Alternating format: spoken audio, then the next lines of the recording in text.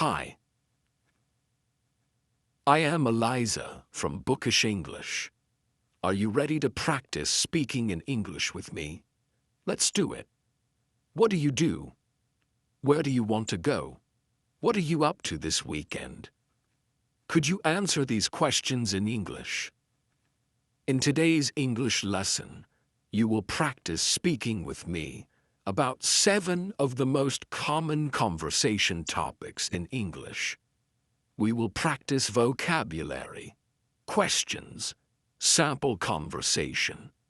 Plus, you will have the chance to have a sample practice conversation with me too. Over the past year, I have made 7 Speak With Me lessons.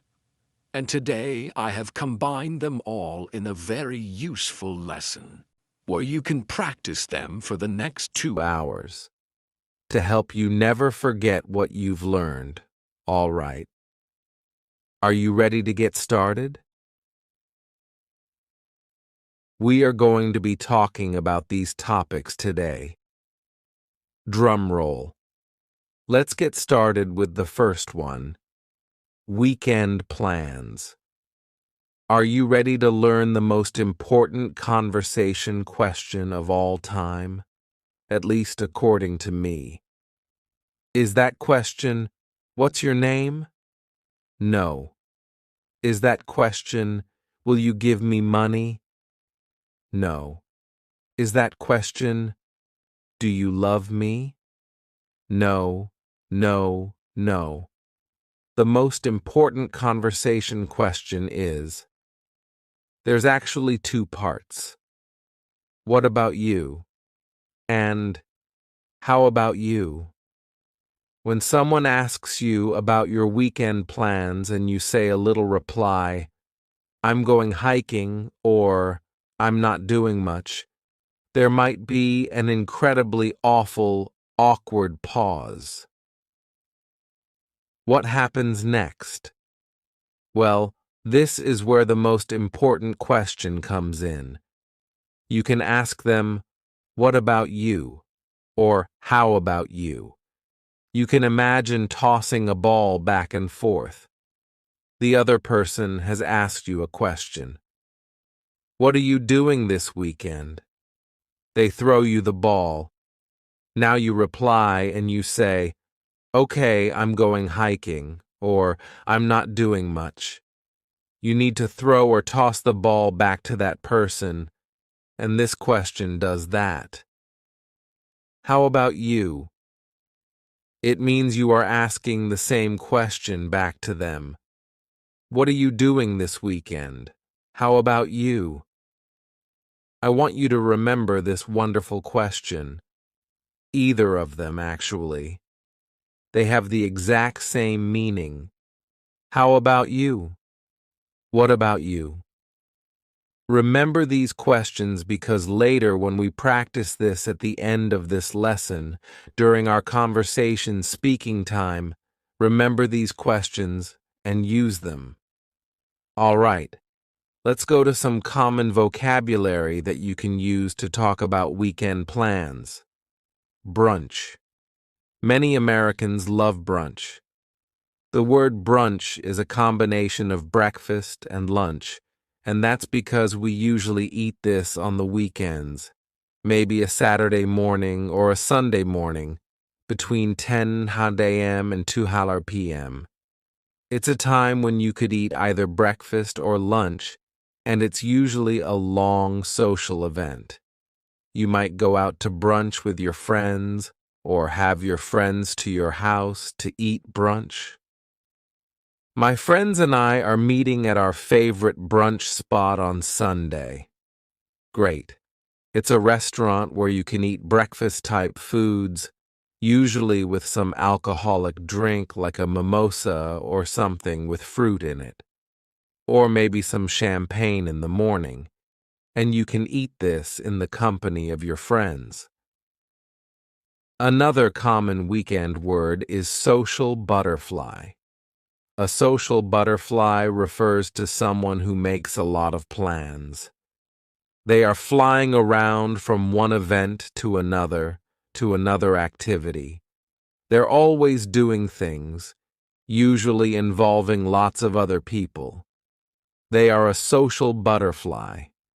If you are a social butterfly, probably the year 2020 with lockdowns and all of these things was probably really difficult for you because you love to get together with other people and always be active. We can use this in a sentence like this. My friend is a social butterfly. She has invitations to 3 brunches and 4 afternoon teas. Amazing. What if you are not a social butterfly? What if you are the opposite? Are you an unsocial caterpillar? No. It means you are a homebody. Your body likes to stay at home. I'm a homebody. She's a homebody. Someone who enjoys just doing things slowly and staying at home. They feel most comfortable in a comfortable place at home. You could say, my friend is a social butterfly, but I'm more of a homebody. When I get together with friends, I would rather have dinner at my house and then play games here. I think this is true for me personally. As I get a little bit older, I prefer these kinds of intimate group settings. Instead of lots of people, I prefer just a couple of friends at home. Maybe having a bonfire outside, roasting some food or some marshmallows in this intimate setting. I enjoy doing activities at home more often than when I was a little bit younger. To stay in. Unfortunately, that has been probably a lot of our weekend plans for the past year, and it means that you're just going to stay at home. It doesn't mean you're going to do nothing. It just means you're not going to go anywhere. I'm going to stay in. You might say, it's supposed to be cold and rainy this weekend, so I'm just going to stay in and read a book. Or, I'm just going to stay in and do some things around the house. To binge watch. This means that you watch a lot of movies or TV shows, usually back to back without stopping. Several hours, maybe you watch 4 seasons of a TV show in one day. This is binge watching. You are watching a lot. This expression comes from a term we usually use with alcohol. To binge drink. This means that you drink a lot of alcohol at one time. Not a very healthy thing to do, but when we say to binge drink, that has the same idea. You're doing a lot back to back, or you could binge watch TV. You might say, last weekend my husband and I binge watched all of the Star Wars movies. This isn't true. When you have young children, you do not have time to binge watch TV, but you might say this about your life. I binge watched that new TV show that just came out. Our final expression that you can use to talk about your weekend plans is to catch up on some chores. This phrasal verb, to catch up on, is a beautiful phrasal verb that you can use to talk about some necessary activity that you haven't done for a while, and now there's more and more and more, and you need to finish all of this. We can imagine laundry, dishes, sweeping, cleaning, maybe some home repairs, tidying up, maybe even yard work. If you don't do those things for 1 week or 2 weeks, there's so many you have to do. That means you need to catch up. You need to do what you haven't done for a while. You need to catch up on some chores. And chores are just those activities that I mentioned. Laundry, dishes, these necessary activities that involve cleaning up, helping to make your home a wonderful place to live. Maybe this weekend you just need to catch up on some chores. You might say, I was so busy all week, and finally, I'm going to catch up on some chores this weekend. Maybe not very fun, but when your house is clean, it feels good. All right, now that we have some common vocabulary you can use to talk about your weekend plans, let's talk about some introduction questions that you might hear and that you can also ask other people. These have varying levels of reductions and fast ways that you will hear them, so I want to help you understand and recognize what other people are saying, and also be able to use it. Let's talk about our first question. What are you up to this weekend? What are you up to this weekend? You might know the expression, "What's up?" This just means, "How are you?" We're using that same word up to talk about what are you doing this weekend? What are you up to this weekend? But do you think that we usually say it like this? What are you up to this weekend? So clear, so lovely. No. Instead, we're going to reduce this a little bit, and then we can reduce it a lot more. Let's talk about the first one. What are you up to? What are you up to? Water. Here, the word what and are creating a spoken contraction. Usually when we write, we don't write this type of contraction. It's only in spoken English, but oftentimes be verbs like are, is, will be contracted with a question word.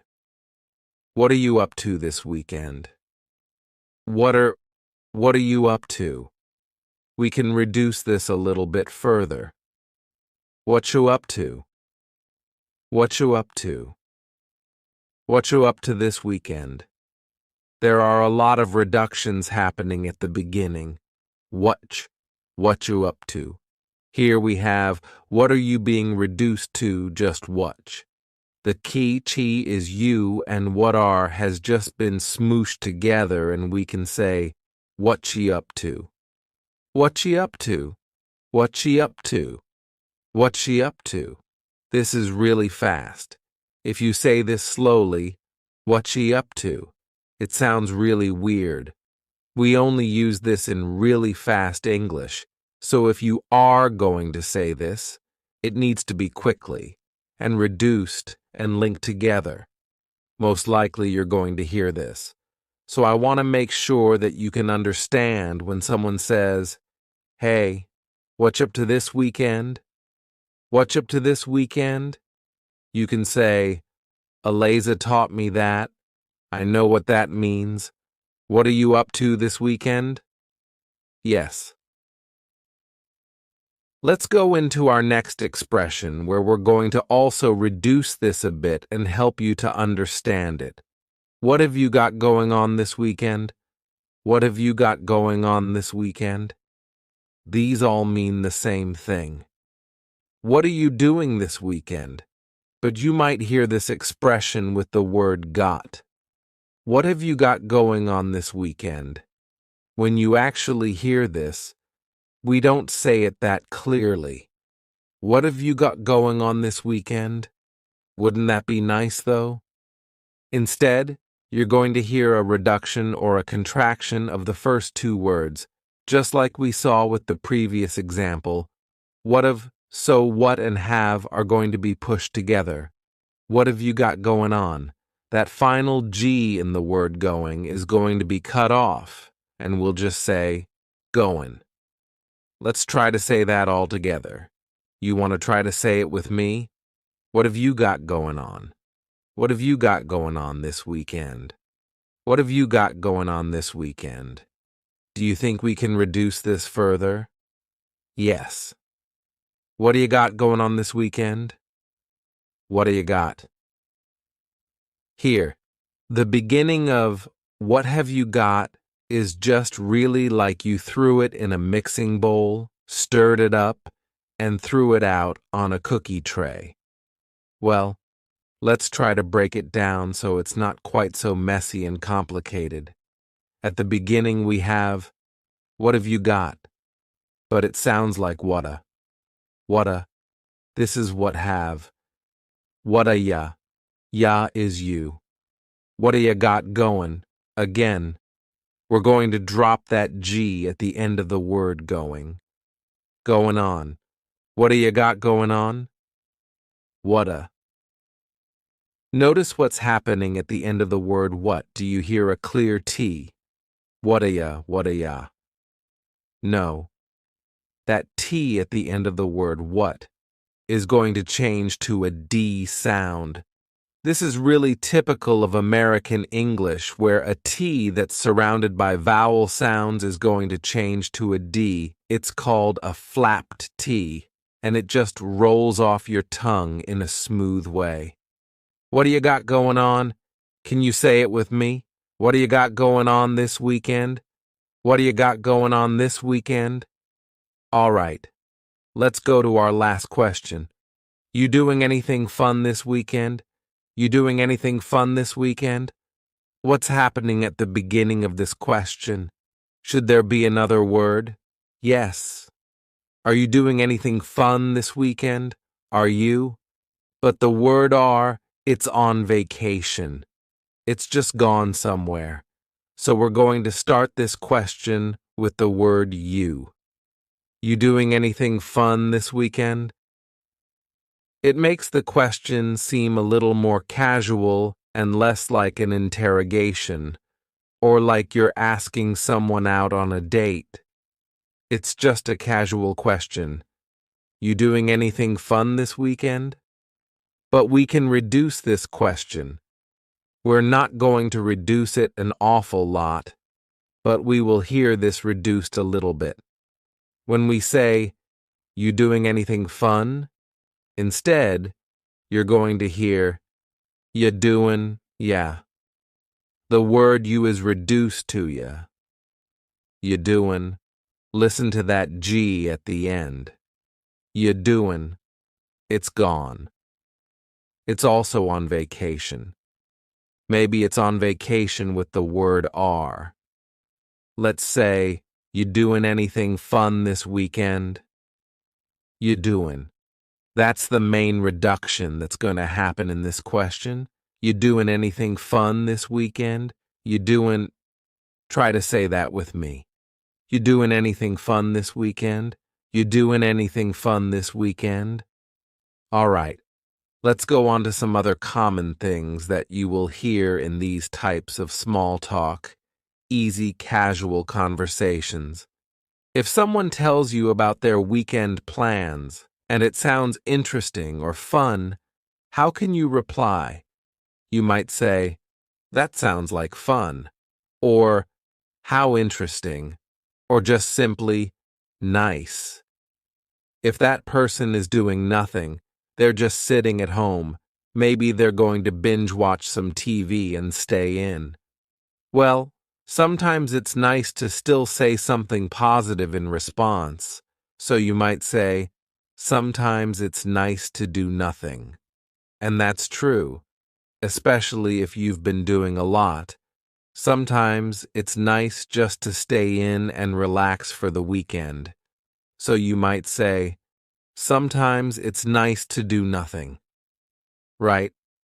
Before we practice our sample conversation together, what can you say at the end? Well, if you're talking about weekend plans, it is before the weekend, so you could just say, have a good weekend, or enjoy your weekend. Simple, great way to end the conversation. All right, let's take a deep breath. Are you ready to put all of this together? What I would like you to do is first, I would like you to listen to a sample conversation. Think about the different parts that are happening. You're going to hear our key, beautiful question. What about you? How about you? You're going to also hear some of the key vocabulary that we talked about, and also just some of the questions, the introductory questions. What have you got going on this weekend? Great. Things like that we'll put together. And then I'm going to put some pauses, and it's going to be your turn to have the conversation with me.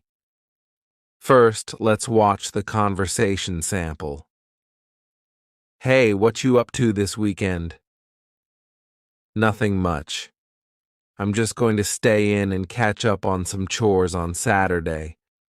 But on Sunday, I'm going to meet up with some of my friends for brunch. That sounds fun. Where's your favorite brunch spot? I usually go to Sunny Morning Cafe.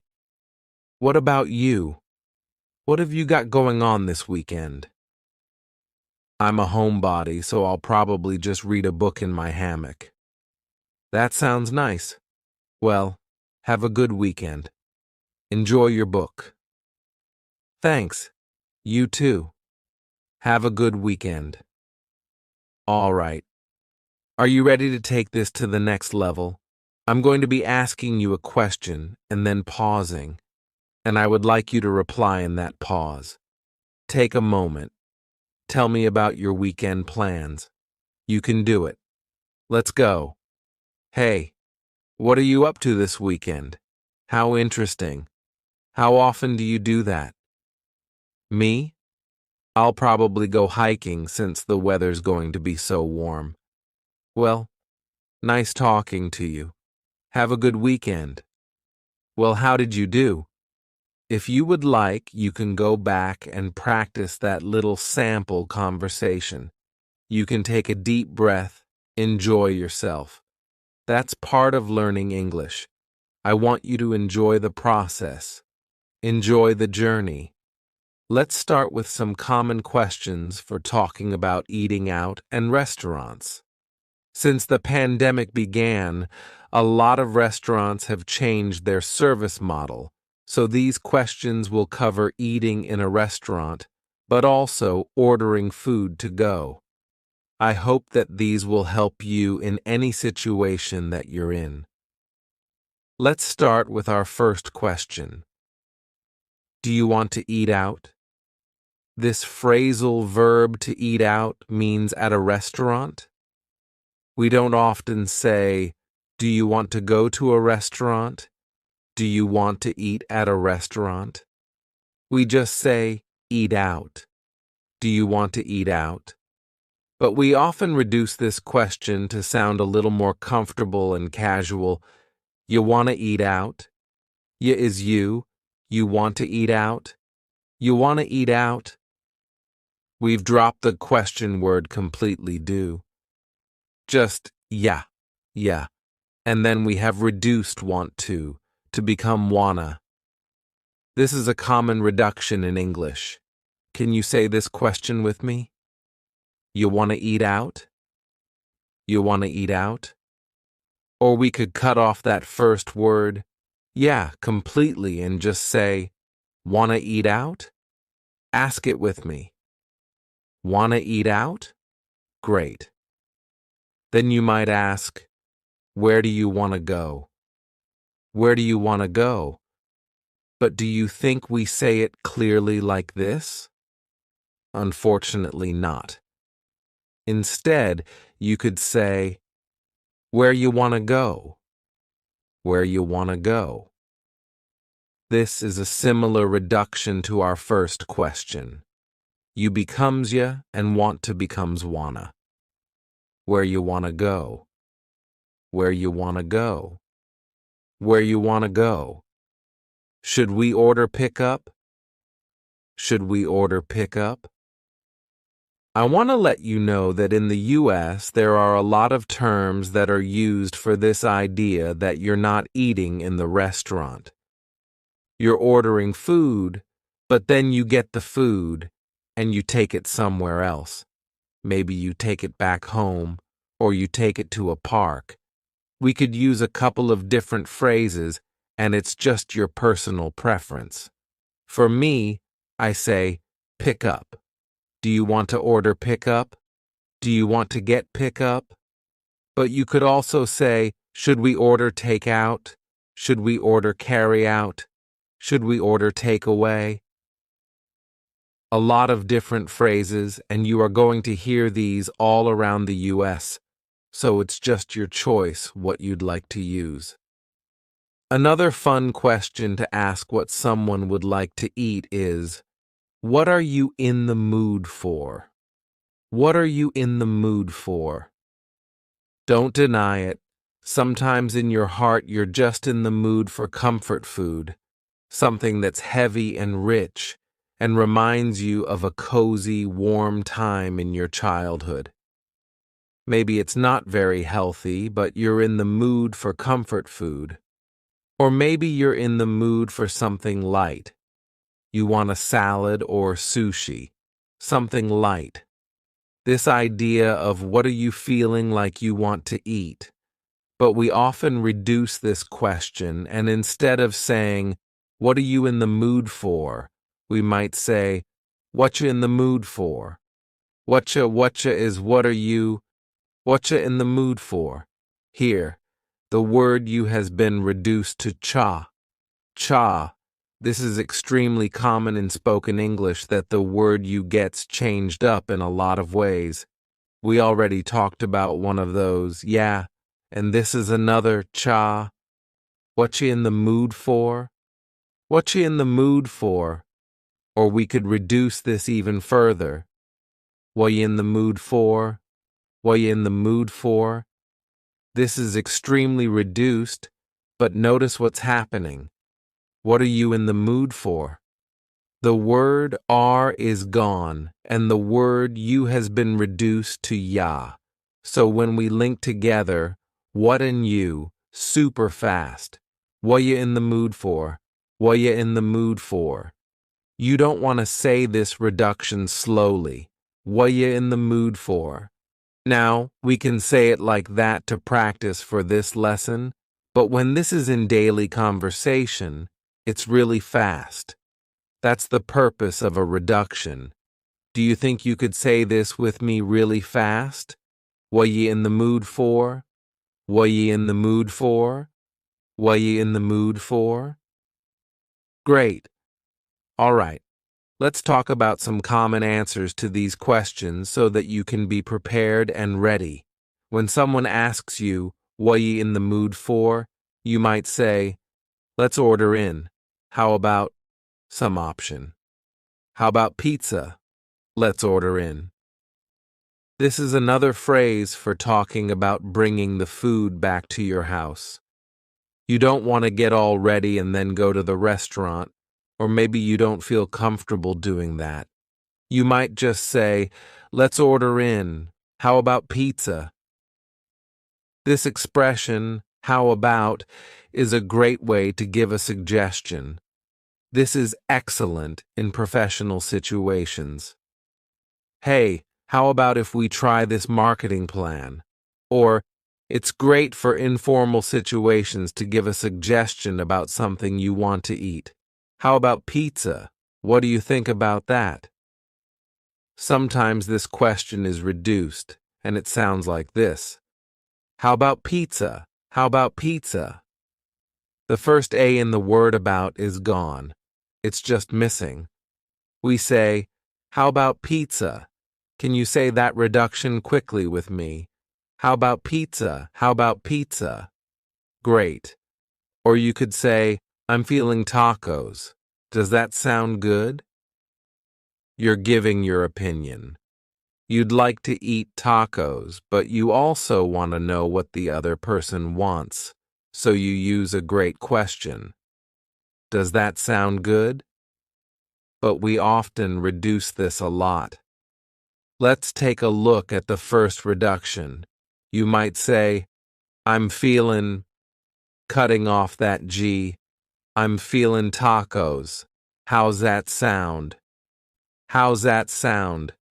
Instead of how does that sound, you can say, how's that sound? How's that sound? Can you say that quickly with me? I'm feeling tacos. How's that sound? I'm feeling tacos. How's that sound? Great. We can also reduce it and switch it up a little bit. I'm feeling tacos. Does that sound okay? I'm feeling tacos. That's what I want. But I want to know your opinion. Does that sound okay? Reduces to, does that sound okay? That sound okay? Can you say it with me? I'm feeling tacos. That sound okay? Great question. Because a lot of restaurants have changed over the last year, and you never know when a restaurant might be closed. It's a good question to ask. Is Ted's Cafe open? I would love to go there. Is some restaurant open? I would love to go there. There is a little way that we can reduce this question. Take a look at this. Is Ted's Cafe open? I would love to go there. The word would becomes I'd. I would, I'd. You can say, is Ted's Cafe open? I'd love to go there. Can you say it with me? Is Ted's Cafe open? I'd love to go there. Great. In the U.S., a lot of restaurants are having outdoor seating. You could say, let's go to Louie's. A restaurant named Louie. Let's go to Louie's and eat lunch on their patio. Eat lunch on their patio. This is an outdoor dining area. It's really nice when restaurants have this because sometimes you don't feel like eating at home, but especially with kids, if you don't feel like confining them inside a restaurant, or maybe you don't feel comfortable doing that. If a restaurant has a patio, it's much more informal feeling, and it's a nice spur-of-the-moment thing to do. A great expression that you can use is, let's grab a bite at Louie's. Let's grab a bite at Ted's Cafe. To grab a bite is usually a quick meal. It might be lunch. Usually it's not dinner because it's pretty quick, but it might just be a short experience. It's not a long dinner. It's not a big to-do. Let's grab a bite at Ted's Cafe because I have to go to Eliza. To do. Let's grab a bite at Ted's Cafe because I have to go somewhere later. Let's grab a bite at somewhere else. Can you say that with me? Let's grab a bite at Ted's Cafe. Let's grab a bite. Our final answer to the question what you want to eat is, I know a place or I know a spot that has great pasta. I know a place that has great pizza. I know a place. You could leave this simple and just say, I know a place. Come with me. But if you want to be a little less mysterious, you could just say, oh, I know a place that has great pasta. Come with me and you've got to try it. Okay. This is kind of maybe an unknown restaurant location that not many people know about, and it's a great phrase to use. Oh, I know a place that you're going to love. Excellent. Are you ready to practice these? First, I would like you to watch this sample conversation between my husband and I as we talk about where we want to eat, what we want to eat. Think about those phrases. Notice the phrases that we use, and then after that, you're going to have a chance to speak out loud and practice it yourself. Let's watch the sample conversation. Hey, you want to grab lunch? Ariel. Sure, but I only have time for a quick bite before my soccer game. What sounds good? Eliza. How about pasta? Ariel. That sounds great. How about I call it in, you pick it up, and we'll picnic in the park before my game starts? Eliza. That sounds great. I know a place that's close by and has great tomato sauce. All right. Now it's your turn. I want you to use these phrases that you've learned.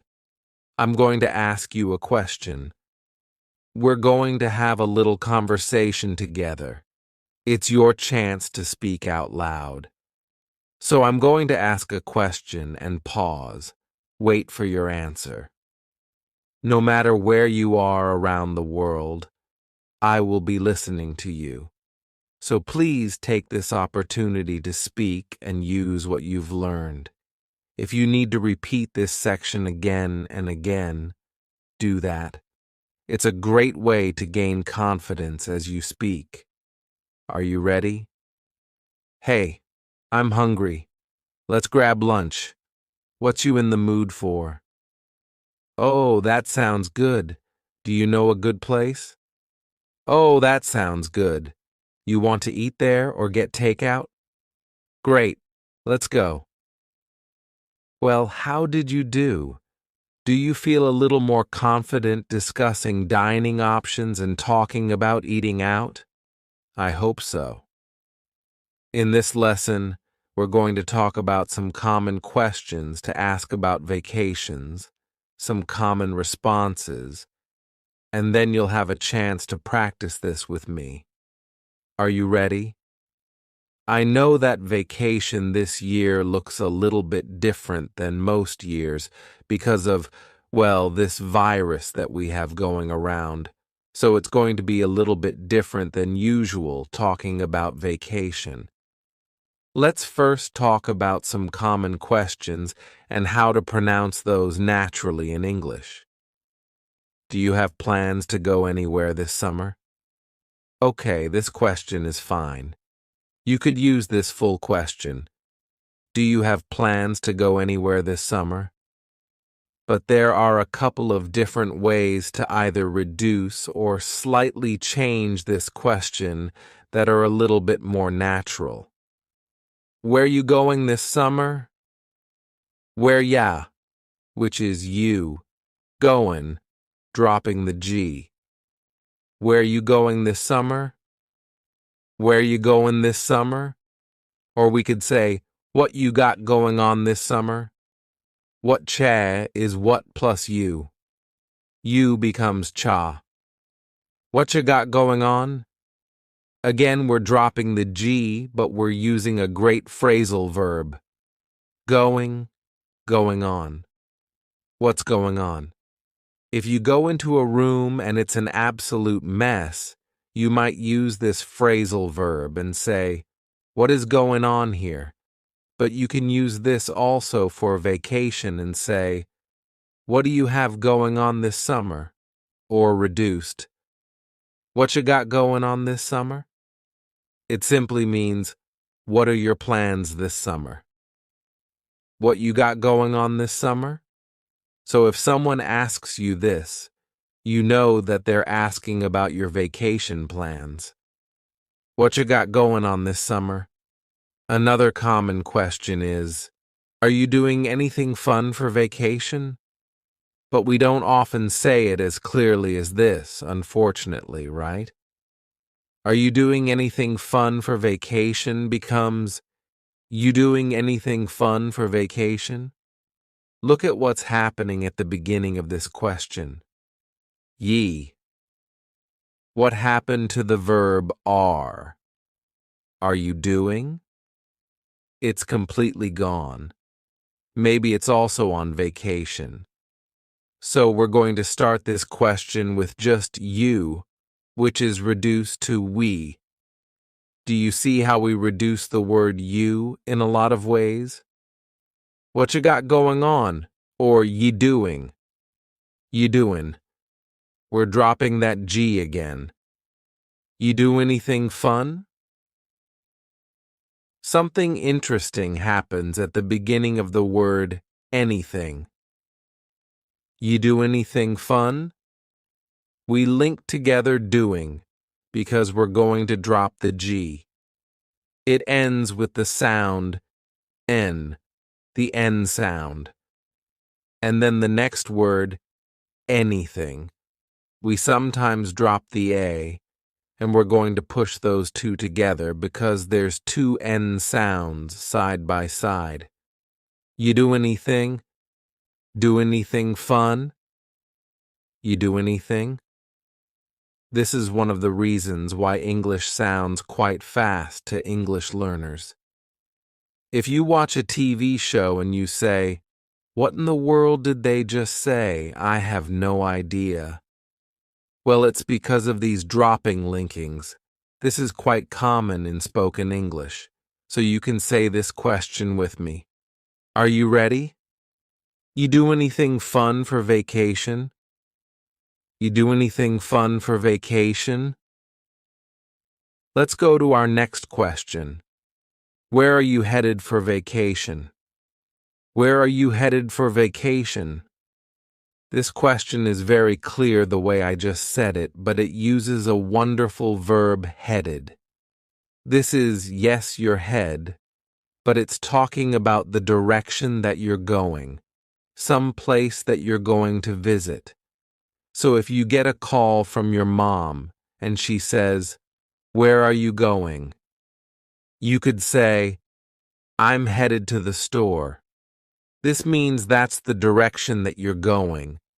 You are on your way to the store. But we can reduce this a little bit and say, "Where ya?"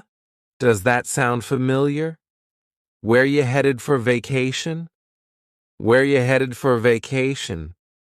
We could substitute the end of this for vacation and just say, "Where are you headed this summer?" Where you headed this summer? Where you headed this summer? Do you notice that a great way to sound a little bit more fluent in English is to reduce the word you? We've talked about a couple of different reductions, but a very common one is yay. Where you headed this summer? Where you headed for vacation? Great. Before we go on to some common answers that you can use to answer these questions, let's talk about something very important. The most important conversation question you will ever know is, what about you? How about you? We talked about this in the part 1 video I made, Speak with me about your weekend plans. Well, these two questions are essential. If you don't remember anything else from this video, please remember, what about you? How about you? We use these if you can imagine a ball. I'm holding the conversation ball. And when I ask you, how about you? Boom, I pass the ball to you. It is your turn to answer the same question. So if you ask me, where are you headed for vacation? And I say, hey, not really anywhere. I'm staying home. What about you? I pass the question back to you. This is a great way to continue a conversation. So make sure that you keep that locked inside your memory, because we're going to be using that a little bit later in this lesson, where you're going to use these conversation questions and answers to practice speaking with me. All right. Let's go to some common answers to talk about our vacations, especially in this world that we're living in this year. Because a lot of us would love to go on vacation and see the world, but we probably needed to change our plans a bit this summer. Let's talk about some realistic answers to these questions about where you're headed this summer, what you got going on for vacation. Let's talk about some realistic answers. I'd like to go to Europe, but I think I'll take a road trip around the US instead. This is using a great sentence construction. I'd like to, but. So first, we're talking about your dream, the ideal dream, and then we're talking about what you're really doing. I'd like to go to Europe, but I think I'll go on a road trip around the US instead. Or you could say, I'd like to go to a family reunion, but we had to postpone it. Okay. The ideal is going to the family reunion, getting together with all of your family members, but the reality is that you had to postpone it or delay it for another time. This is the reality. I wish that I could go on a cruise, but that's not happening right now, so I guess I'll order a pizza and go to the pool. Here again, we're talking about the dream, and then you can make that reality special for you. It doesn't need to be too disappointing, but it's not your dream, your ideal dream. I wish that I could go on a cruise, but cruises aren't happening right now. I wish that I could. That's a great introductory phrase. I wish that I could go to a music festival, but it was canceled. So I guess I'll make a playlist and listen to music and dance in my backyard. I wish that I could, but this is what I'll do instead. All right, let's go to our third phrase. I was going to take my family to New York, but I think we'll go camping instead. Using this phrase, I was going to, talks about a plan that you had, usually a real plan that you had. It's not just a dream. It's a plan that you had, and then you needed to change it. I was going to take my family to New York, but I think we'll go camping instead. So we have the dream, or maybe a plan, but unfortunately, that's not the reality. I was going to backpack across Italy, but I guess I'll stay home and learn how to cook some Italian dishes instead.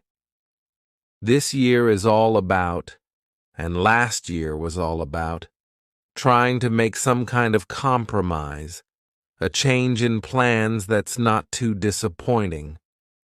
I was going to backpack across Italy, but I'll learn to cook some Italian dishes instead.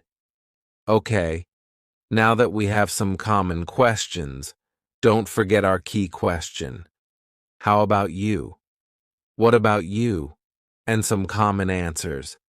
Let's take a look at a sample conversation so that you can try to imitate this when it comes to be your turn. Let's take a look at this sample. Ariel. Hey, you doing anything fun this summer? Eliza. Well, I was going to go backpacking around Europe, but instead, I think I'll just go camping in some local state parks. What about you? Ariel. Well, I was going to meet my family in Florida for a family reunion, but that got canceled. So now I think I'm going to have a socially distanced outdoor movie night in my backyard. Do you want to come? Eliza. Sure, that sounds great. Text me the details and I'll be there. Ariel. Great. I'll see you around. Enjoy your camping trip. Eliza. Thanks. I will. See you at the movie night. Okay, now it's your turn. Put together all of these pieces. I'm going to be asking you a question, then I'm going to be pausing. I don't care where you are living around the world. My ears are going to be listening to you. Then I'll be replying, and I would like you to take this opportunity to speak out loud. If you need to go back, review this section, do it again and again, and just gain some more courage, feel free to do it. This is a wonderful chance to speak out loud. Are you ready? Let's do it. Hey, you doing anything fun this summer? That sounds like fun. Have you done that before? I wish I could take my family on a trip to Switzerland, but with the travel restrictions, I think we're just going to go on a road trip here in the US instead. Yeah. Well, it was nice talking with you. See you later. So, how did you do? Do you feel a little bit more comfortable talking about your vacation or summer plans? Feel free to go back and review our practice section together. It's a great way to speak out loud. Okay, let's get started with some common vocabulary to talk about where you live. If you live in a city, you might say, "It's really busy where I live." New York City is a busy place. Or you could use the word crowded. Tokyo is a crowded city. There are lots of people everywhere, and there are not many places where you can be alone and have a quiet moment. Maybe you might say that your city is busy and crowded. What's the opposite of this? You can say, Stockholm, Sweden, is a relaxed city. It's a quiet place. I don't know. I've been to Stockholm. If you're from Stockholm, Sweden, let me know. But you might say, where I live is just a relaxed place. Or we can say, it's relaxing. If you come visit where I live, it's very relaxing and quiet. Maybe that's because it's in the country. Let's go on to these two common words to talk about the type of place you live. You might say, yeah, I live in Delhi, India, and it's one of the largest urban areas in the world. There are so many people here. It's busy, it's crowded, it's an urban area. And this means it's the city. It's quite busy. It's crowded. It's an urban area. There's not many trees, not much nature.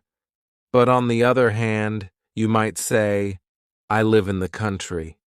The word country means United States, France, Japan, these places. But in the US, we use this to mean countryside. We do say countryside sometimes, but we're more likely in the US to say, I live in the country. That means in nature. Maybe there are some farms around you, maybe there are forests around you, and you don't live in a busy urban city center. You live in the country. So I wonder for you, do you live in the country or do you live in an urban city center? Do you live somewhere that's difficult to get to? You might say, yeah, my city is off the beaten path, but it's worth visiting. So for me, my city, Asheville, in North Carolina, it is definitely off the beaten path. It's not a huge city. It doesn't have a big airport that comes here. It's off the beaten path. But if you want to check out some other local sites in the US, it could be nice to visit. It's off the beaten path. This also can be used to talk about locations within a city. So if you visit Paris and you go to the Eiffel Tower and then you get hungry, well, the places that are close to the Eiffel Tower to eat, those are what we call tourist traps. Those places are only for tourists. They're extremely expensive. They're not high quality. It's just to trap tourists. But if you want to eat at a great location, you might go somewhere off the beaten path.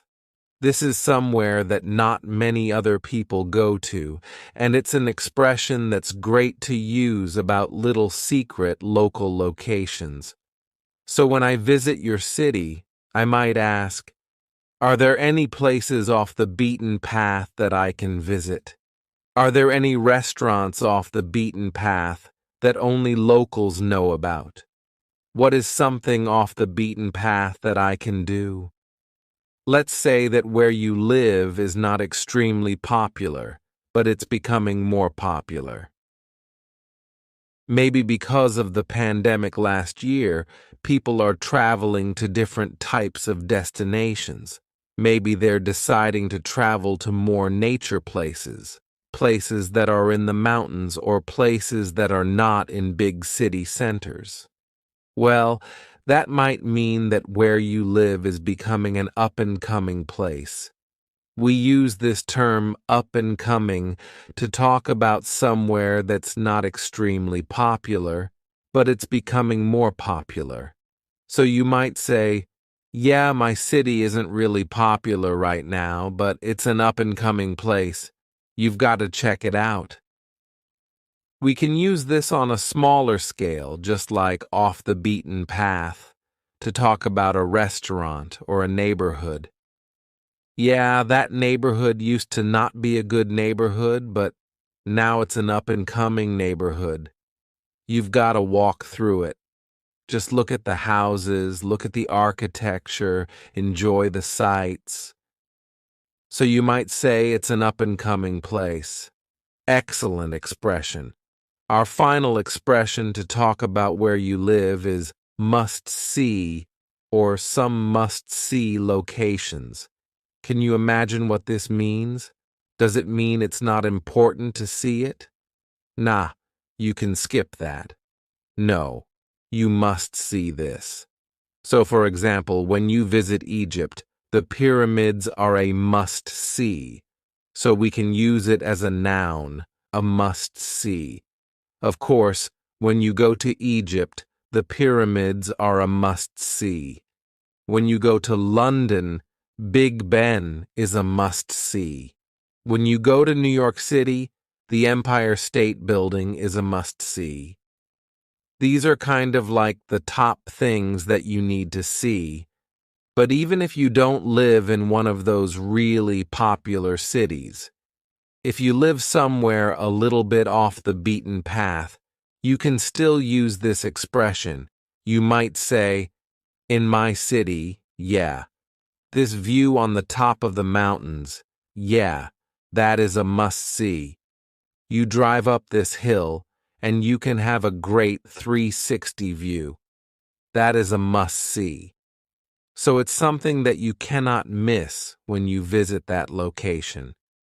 So when I visit your city, tell me, what are some places that are a must-see? I don't want to miss them. Next, let's talk about some common questions that you can ask other people about where they live, and also other people will ask you about where you live. So make sure you're comfortable answering them about where you live. The first question is, where are you from? This is an extremely common question, and you can just say, yep, I'm from the US, but it's nice to give a little more detail. So you might say, I'm from Asheville in North Carolina. It's a pretty quiet place, but it's kind of up and coming. Great. You're giving some details. It's quiet, but it's also up and coming. I live in Asheville. You're inviting a conversation. If you just say, I'm from the US, or I'm from Asheville, that's where I'm from, someone might ask you, what's it like there? Or if someone doesn't give you more details about where they live, they just say, France. I live in London. I live in LA. Okay, well, you might want some more details. You want to continue the conversation. This is a great question to ask. What's it like there? What's it like there? They might say, it's so hot in the summer, but in the fall, it's awesome because we get some great leaves and you got to check it out in the fall. Excellent. If someone has not mentioned the weather yet, you can say, what's the weather like there? They can go into some details. You could say about your city, the winter is so cold. We get tons of snow. But when it melts in the spring and all of the leaves become green and the flowers bloom, it's awesome. You've got to visit in the spring. If you have not told someone what time to visit yet, they might ask, what's the best time to visit? So when Ariel and I were planning a trip to go to Costa Rica a couple of years ago, we did a lot of research about what is the best time to visit Costa Rica.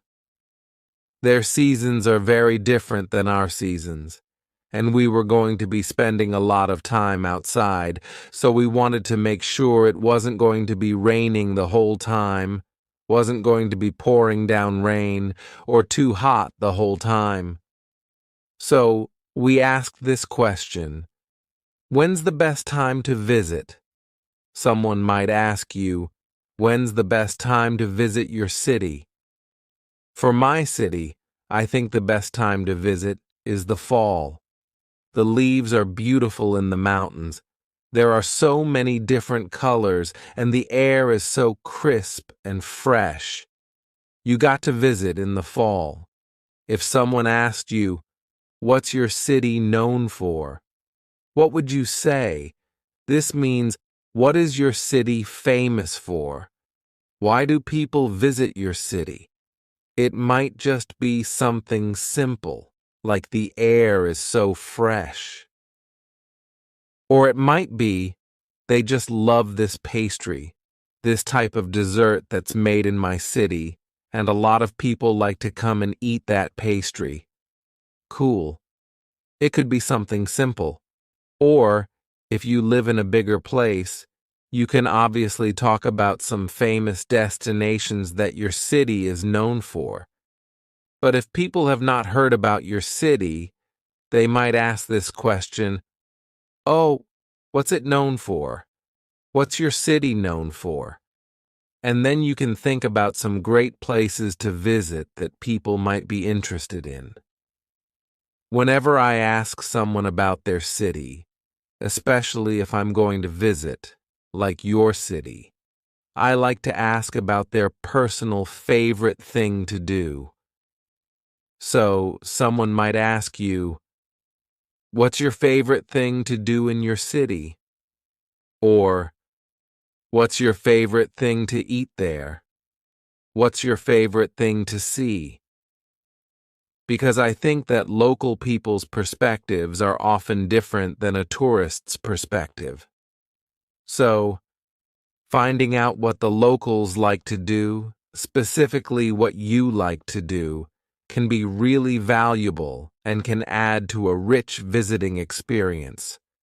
So if I asked you, what's your favorite thing to do in your city?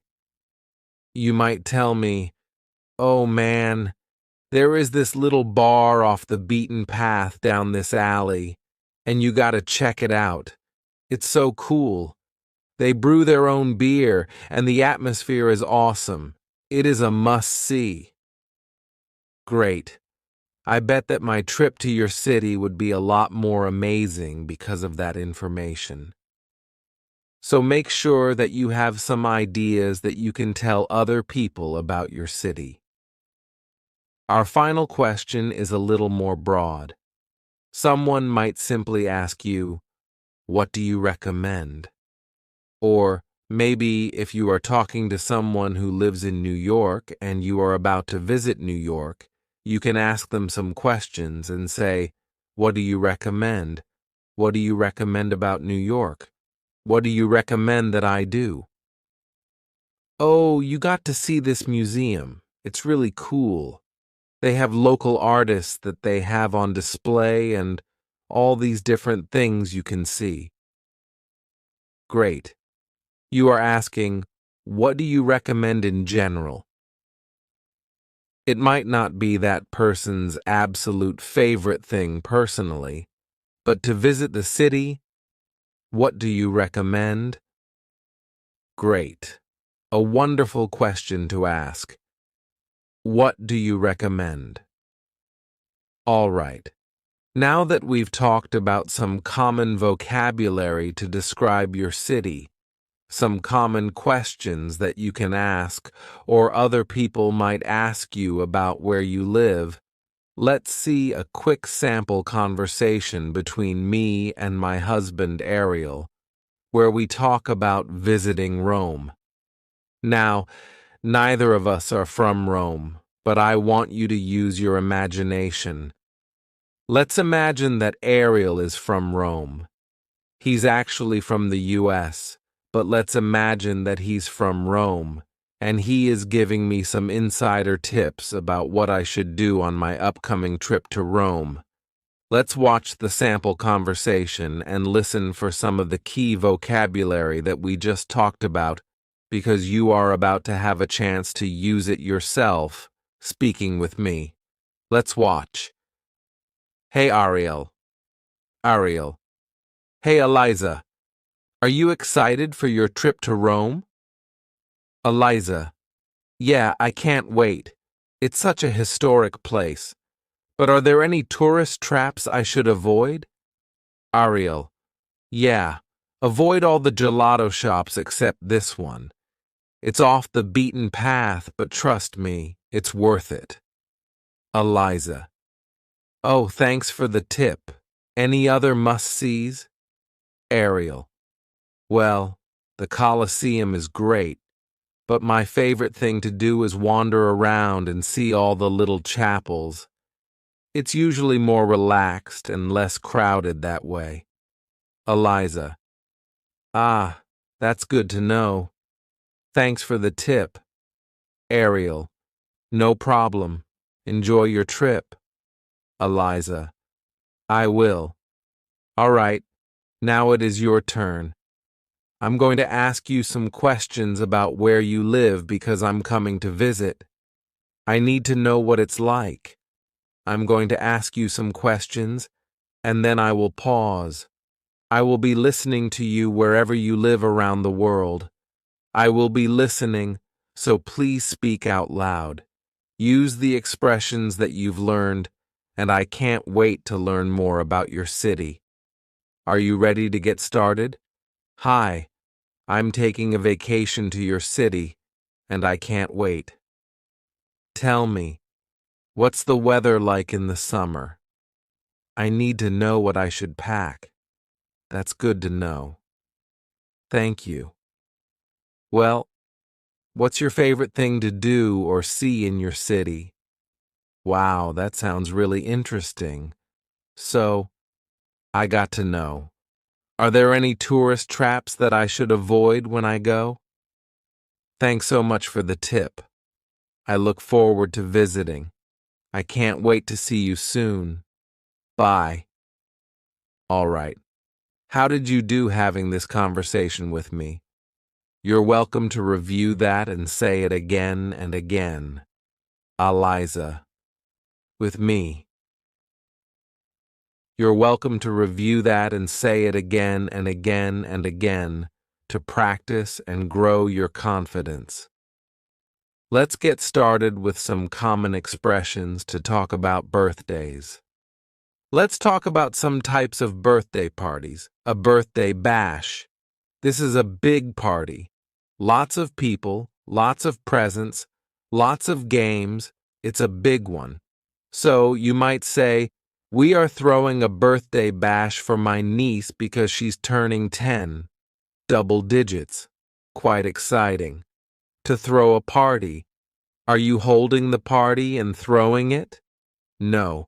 I mean, maybe you're throwing some confetti, but this is just another way to say we're having a party or we're going to plan a party. We often use the verb to throw. You might say, we're throwing a party for my grandma's 90th birthday. It's going to be a big birthday bash. What if you're not a fan of birthday bashes? You want to keep things more low-key. You might say a gathering or a get-together. This is something small and intimate, just family, a few friends maybe. You could say, I'm not a fan of big birthday bashes, so we're just going to have a little gathering at my house, or we're just going to have a little get-together at my house. This is true for me. Usually, for my birthday, we just have a little get-together at my house with a couple of friends, maybe some family, nothing too big. Surprise. Oh, what did I just do? I surprised you because it's a surprise party. Usually, with a surprise party, the person who is having the birthday doesn't know about the party. This is the ideal situation. So, someone is planning, inviting guests, setting up everything, and they try to get the birthday person to come into that area without knowing anything. and they walk in, and then everybody jumps up and says, "Surprise." So, I'm curious, have you ever had a birthday for you? Have you ever helped to participate in a surprise birthday? I don't think that I ever have. But one time when I was in college, my friends threw a surprise birthday party for me and another friend who has the same birthday. And I didn't want to go. I said, "I'm studying, I have a test. I can't go down there. I'm not going to go have dinner with you guys. No, I need to study." And then one of my friends finally realized that I wasn't coming. And she said, "Hey, Eliza, it's a surprise birthday for you. Come on." So I had no choice at that point because I realized, oh, they're doing something nice for me. So you might say, "We're throwing a party for Eliza. It's a surprise party. Don't tell her." Well, unless you can't get her to come. Next, let's talk about some common phrases that are just associated with birthdays. The first one is RSVP. Now, this is occasionally something that we use in spoken conversation, but it is more common on a written invitation.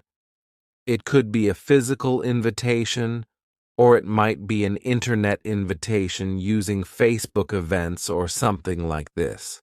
But RSVP stands for the French Répondez s'il vous plaît, and it means, please respond. Please tell me if you're coming. So usually, you will see this sentence. RSVP by June 30th. RSVP by Saturday. Whatever date. So there's a deadline. Please tell me if you're coming so that I can order the right amount of cake so that I can make the right amount of food. This is just a polite thing to do to RSVP. Wonderful. Another common phrase for birthdays or for parties is BYOB. What if I said, "Dinner and cake are provided BYOB"? What would that mean to you? Bring your old bag. Bring your old balloon. No. This means bring your own beer or bring your own booze. Booze is a slang term for alcohol, so this means I am not providing alcohol.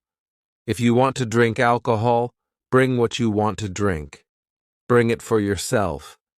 This is very common, and it's not really rude.